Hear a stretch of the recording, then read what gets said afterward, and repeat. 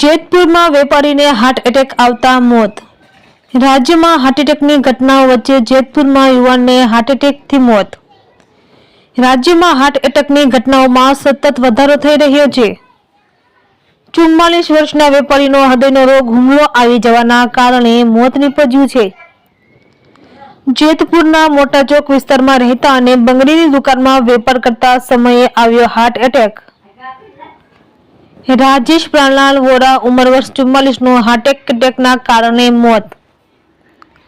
જેતપુર સરકારી હોસ્પિટલ ખાતે ખસેડવામાં આવતા હાજર પરના ડોક્ટરે મૃત જાહેર કર્યા। પરિવારમાં ભારે શોકની લાગણી ફેલાઈ છે। રિપોર્ટર આશિષ પાટડિયા, જેતપુર।